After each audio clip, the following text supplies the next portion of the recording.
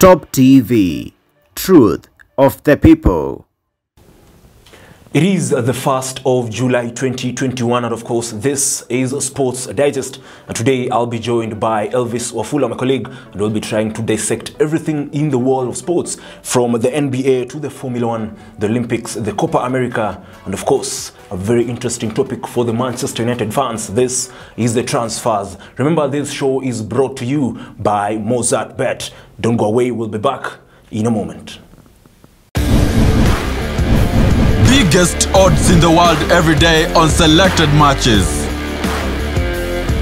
Make a decision. Mozart Bet. Many thanks for remaining with us. Of course, today, just like I've said before, we are being graced by Elvis. Elvis is here with us to help me dissect matters, those things that have been happening in the world of football. So Elvis, how have you been? I'm good, Ian. Thank you so much. I think it has been long since we last had a sports chat with you. Yeah, sure. And we are changing the drill. You know, I'm used to Swahili, but now we've changed the drill. We are doing English. And it's good to talk about matters, transfer, matters, Copa America, as you said. And of course, the Kenyan Olympic team, including the likes of Omanyala, going to represent the country. It's a very good thing. It is something that all of us are, really waiting for, because the Olympics is something that we're used to, something that it brings out emotions in most of us. But to start with, I'd like us to look into the NBA. The NBA this morning, the Phoenix Suns were crowned the Western Conference champions. Yes. They did win over the Los Angeles Clippers. What do you think of that particular game? I think we have seen the impact of big players in big matches, like the one today in the morning. You saw Chris Paul, after coming out of that COVID-19 scare, he was able to give the Phoenix Suns 41 points and some 8 assists to help them to go to the next level. And if we speak of big players, we have seen the impact of Kawhi Leonard. That injury, it has really cost the LA Clippers, and you've seen them struggling in the last 3 games against Suns. So I saw that coming. Paul George could not handle that scare from the likes of DeAndre Ayton, the likes of Devin Booker, and of course Chris Paul. It was a hard match for LA Clippers to carry, and I could not see them going towards the game 7. So it was just a real simple game for the Phoenix Suns, and I think if they continue to push like this, good players like Devin Booker, we have the likes of DeAndre Ayton. If they continue pushing like this, I think they'll be winning the NBA championship this season. You've mentioned, and we've talked about Chris Paul. Chris Paul is a player who's been in the NBA for 16 years. Yes. 16 years is quite a very, very long time. Now, he scored 41 points, of course, 8 assists, like you said, and 7 3-pointers. 31 of those points came in the second half. What do you think, what can you make of his performance in this particular finals, the Western Conference Finals, and what impact do you expect him to have going forward into the NBA Finals, because they're just waiting for the winner between Atlanta Hawks and Milwaukee Bucks? Do you think he can carry this team into the NBA, to be the NBA champions?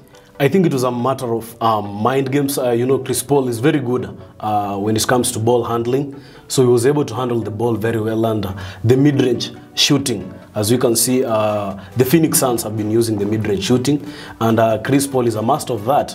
And that thing, in the game today, you saw the likes of, I'll mention this guy, the number 21 for LA Clippers. The guy was very rowdy. Patrick Beverley? Yeah, Patrick Beverley. He was very rowdy, and he was very disappointed with the way Chris Paul was playing for the Suns. Like, he was dominating over the LA Clippers, especially that defense. They were unable to handle Chris Paul. So the aspect of experience, you've said Chris Paul has been there for 16 years. The aspect of his experience played a very crucial role in them going to the NBA Finals. And if he carries on with this, I think they'll be carrying the day. Championship final. You've talked about Patrick Beverley. Yes. To me personally, Patrick Beverley is one player who's very his discipline is questionable. in discipline. But again, you've said they were not able to contain Chris Paul. Yeah. He's a very short fella. But remember, they do have Patrick Beverley, they do have Boogie Cousins, they do have Marcus Morris. I mean, how difficult was it for them to contain this short guy? But you've said as well, Chris Paul is a very good mid-range shooter. Yeah.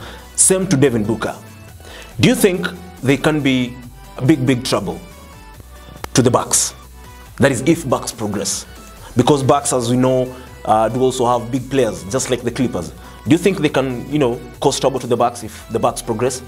Definitely, they'll cause troubles to the Bucks, because one thing with Chris Paul that he is very good at, as you have said, is mid-range shooting. But what helps him a lot is the aspect of ball handling. He handles the ball very well.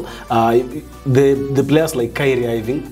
I think Kyrie Irving is the first ball handler in the NBA. Then, if you can ask me, I'll tell you that Chris Paul is the second ball handler in the NBA. And that aspect of handling the ball well and releasing those passes to players like Devin Booker, DeAndre Ayton, and the likes of Payne, who is a very good three-point shooter.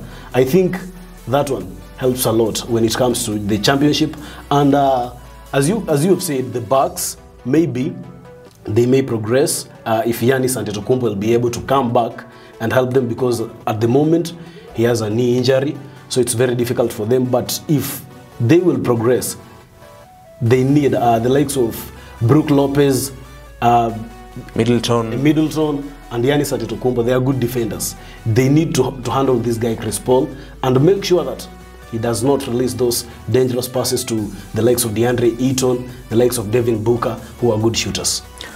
That's quite interesting. Now, remember the Phoenix Suns, the first game of the conference, they did play against the reigning champions of the NBA, the Los Angeles Lakers, and they did manage to win 4-2 in that series. After that, they thrashed Denver Nuggets 4-0 before going past the Clippers to win 4-2. Now they are the Western Conference Finals. In the other conference finals, the Eastern Conference, the Bucks do play the Atlanta Hawks. The series is tied 2-2. Now, Elvis. Yes.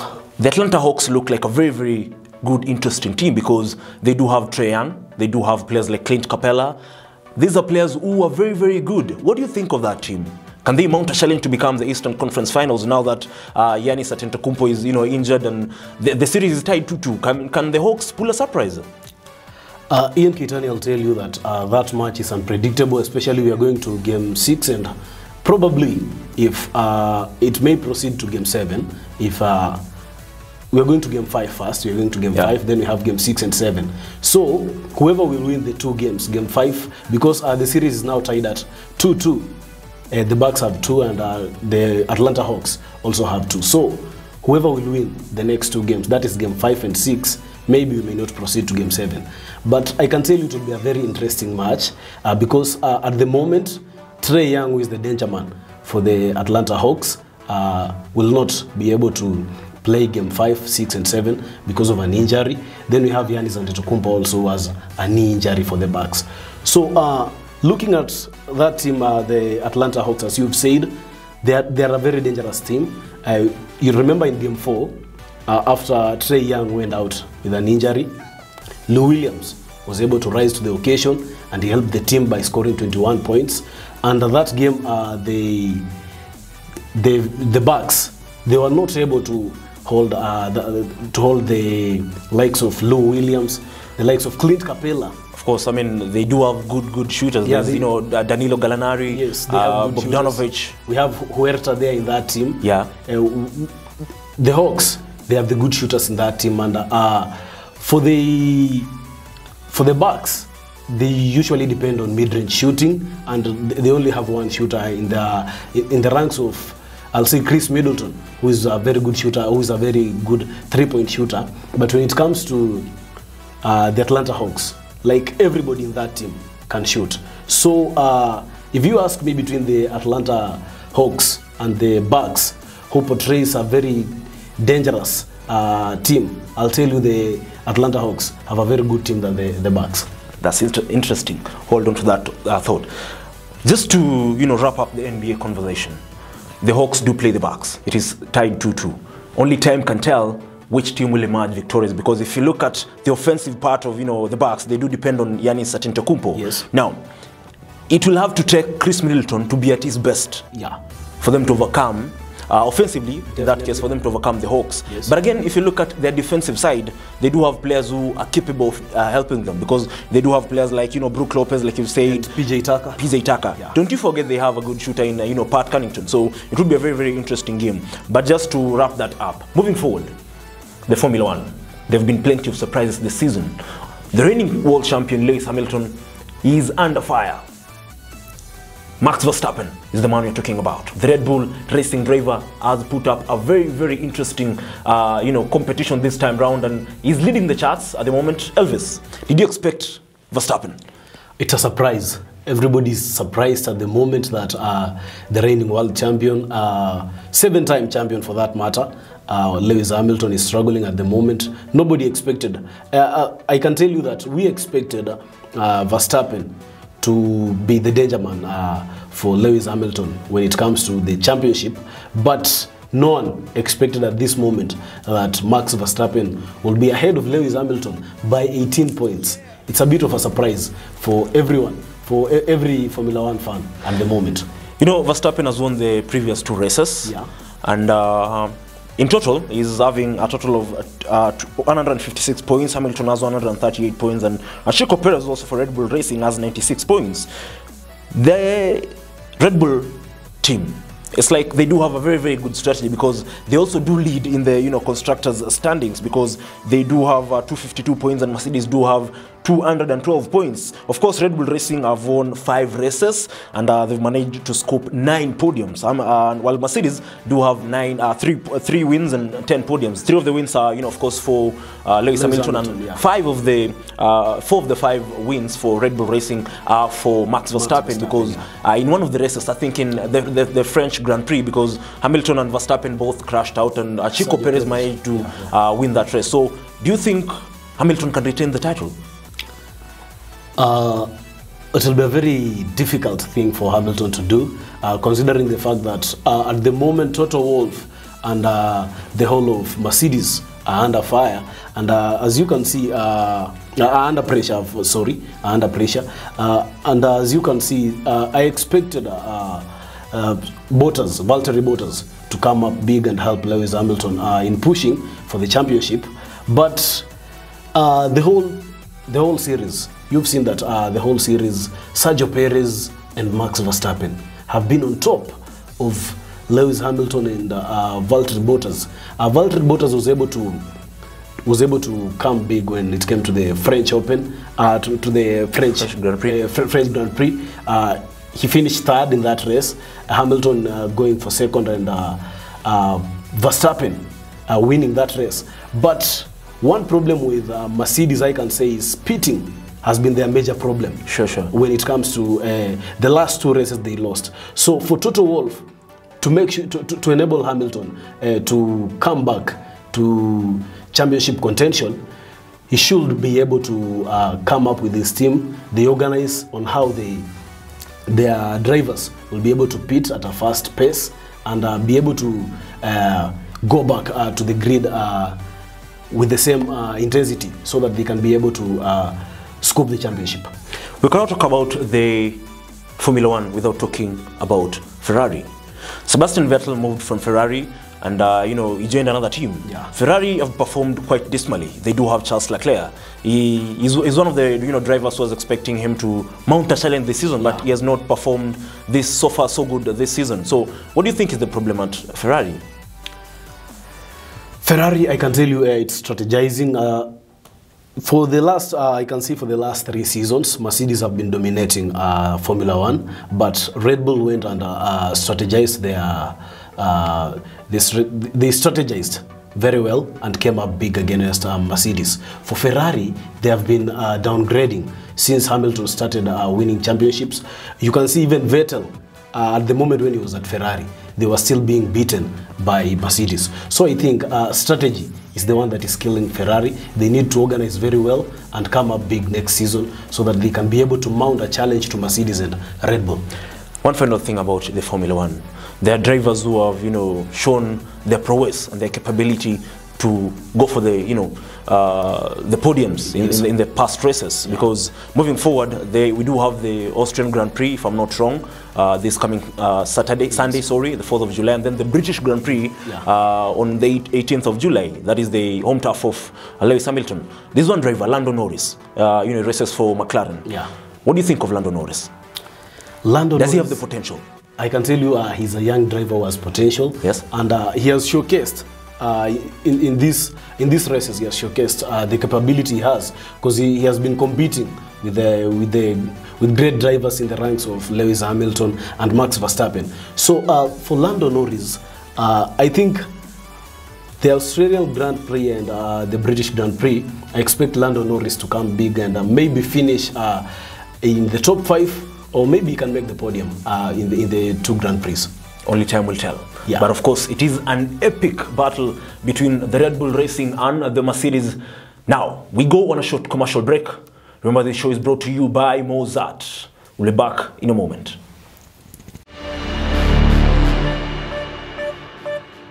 Top TV, truth of the people.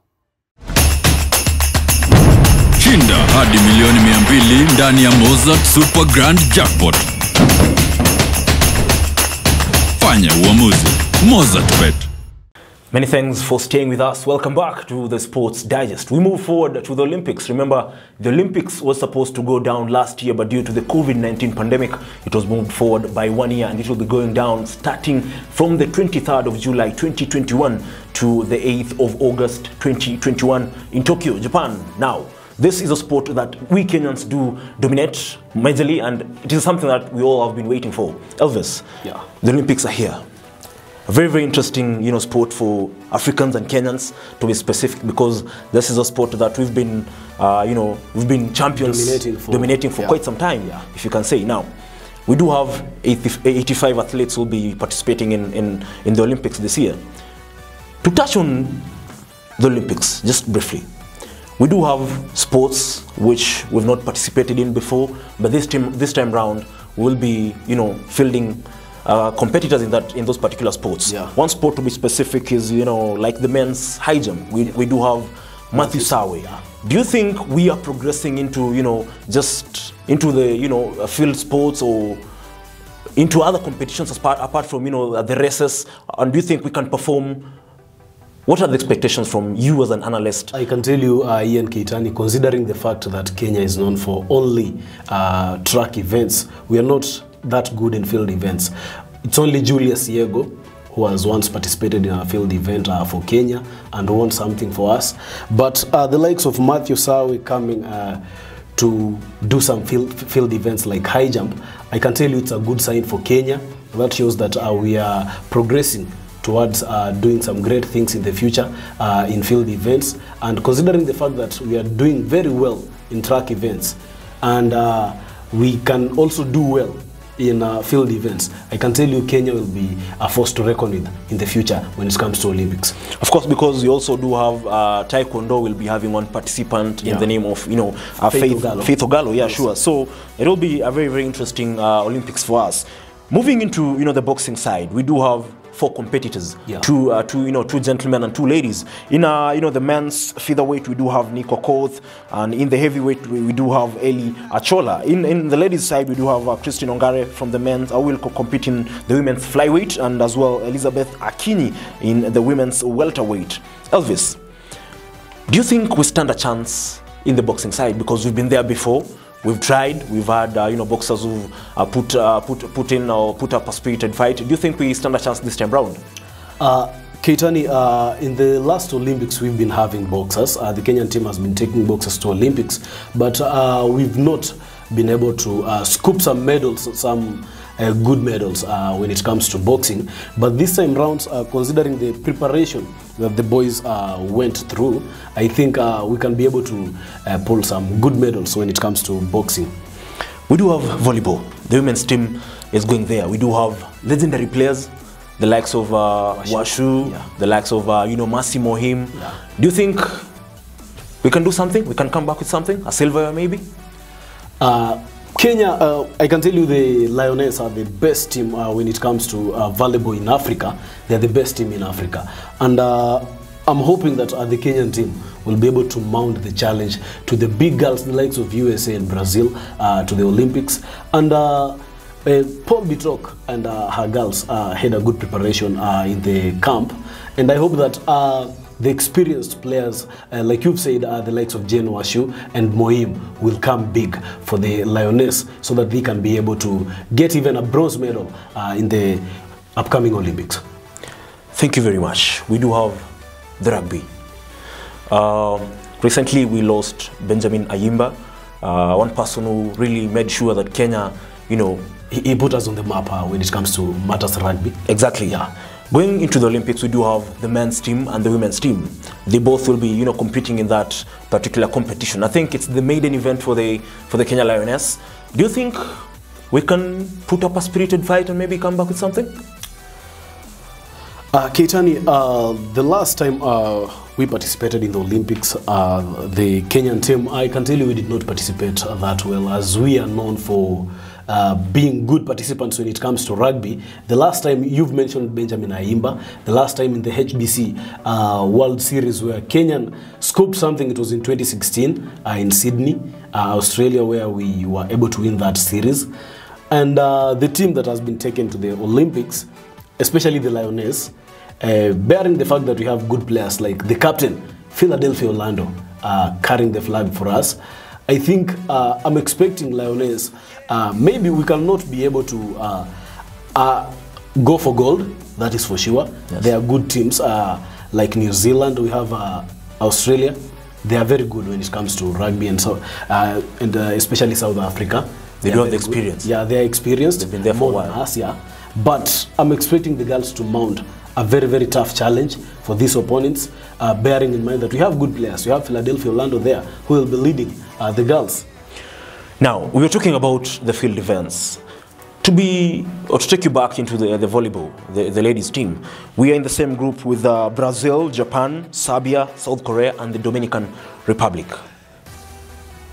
Which team do you think is a threat in that particular group? I can tell you for sure, Brazilians. They are well known to be the best team in the world. Brazilians will be mounting a very tough challenge for our girls. Then in that group, we expect to beat teams like Dominican Republic. Kenya should get some 3 good sets there and carry 3 points in that category. Then South Korea, I think that's another team that we need to pass through. Then big matches will be the one against Japan, Serbia and Brazil. So I expect Kenya to get some quite good points against Dominican Republic and South Korea. I also do expect very, very stiff competition, or rather tough competition from Brazil and Japan, like you said. Yeah. Now, before we move to the Copa America, let us have our goal of the day. دائما وابدا تقدم الارجنتين بهدفين ل0.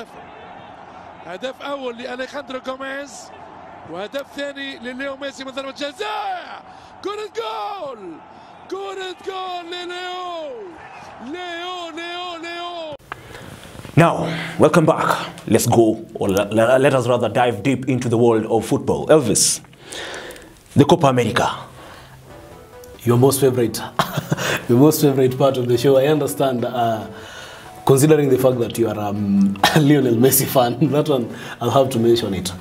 Talking of Lionel Messi, he's the top scorer at the moment. 3 goals, yeah, 2 assists. Yeah, in Copa America. He's quite a phenomenal player. Yeah. The GOAT, if you'd ask me. He's one of the, not the GOAT for that matter, because remember there's Cristiano Ronaldo there. The girls knocked out of the Euros, so debate for another day. The Copa America, the quarterfinals are slated to go down this particular weekend, and we will be having quite a number of games. Argentina will play against Ecuador. What is the other fixture? The other fixture will be Chile against Brazil. That one is a big one for that matter. Yes. Then we have Peru will play against Paraguay. Brazil versus Chile.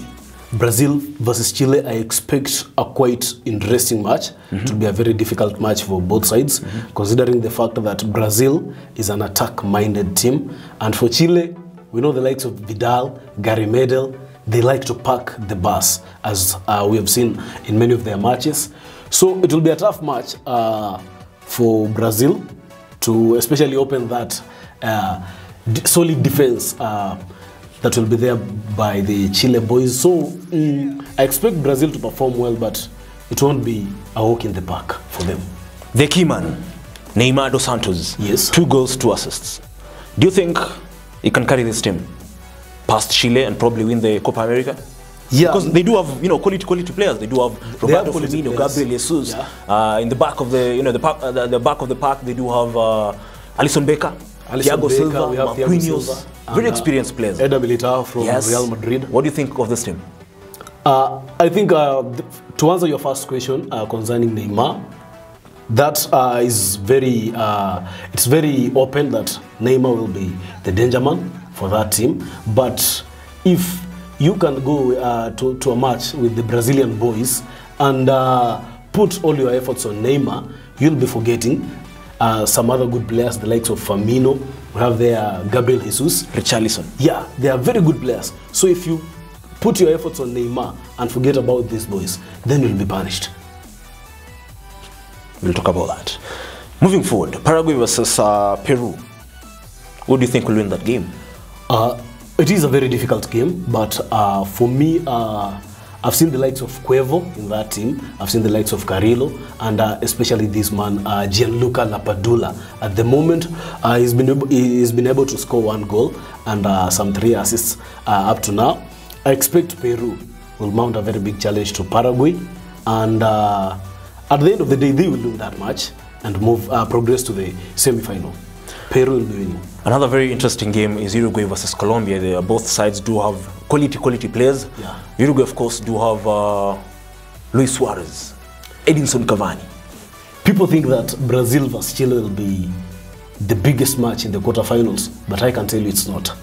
Uruguay versus Colombia. Give me a reason. Will be the biggest match.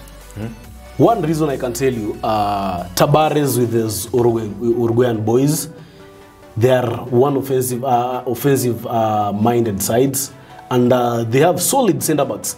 We have in the ranks of Jose Jimenez, and we have there Diego Godin in their defense. And when we come to the middle of the park, there are boys like Valverde, Fede Valverde of Real Madrid. We have Nahitan Hernandez in their midfield. Then forward, as you've said, Edinson Cavani, Luis Suarez. Cavani scored a very beautiful goal in their last match in the group stages that enabled them to qualify for the quarterfinals. So if you look at that match, both sides have good players. At the Colombian team, at the defense, we have the likes of Davison Sanchez, we have Yerry Mina in that team. Then their midfield, we have Diaz from FC Porto, we have a boy like Juan Cuadrado of Juventus. Then their forward, we have the two best center forwards who play for Atlanta. That is Duvan Zapata and Luis Muriel. It will be a tough match. Zapata is quite a very good finisher. Yeah. If you ask me, because he's been banging in goals for Atlanta. Yeah. Luis Muriel is a player. If you can give him that. He's very skillful. He's very skillful. Quite a good finisher as well. Yeah. We'll see what happens in that game. Now, Argentina, Lionel Messi against Ecuador. Yes. I don't see Ecuador I don't see Ecuador coming big against Argentina, considering the fact that Argentina, if you look at that team, you can just tell the whole of the first 11, even the second 11 of that squad, they are very talented players. And for Ecuador, they have 3 good players that I can mention. We have Estopian, who plays in the Spanish league. We have Caicedo, who signed for Brighton. Then we have Ena Valencia, the experienced one, but at the moment he has an injury. I don't know if he'll play in that match. But let's now look at this Argentinian team. Lionel Messi, to mention first. Aside from Lionel Messi, all eyes will be on Lionel Messi. Yeah. They do have quality players who play for big teams in Europe. Quality players. Lautaro Martinez. Yes. He's a very good striker, plays for Inter Milan. They do have Angel Di Maria. Yes. They do have Angel Correa. Yeah, Angel Correa. We have even Joaquin Correa for Lazio. Yes. The 2 Correas, they are very dangerous players, especially when it comes to speed and driving the ball forward. They are very good at that.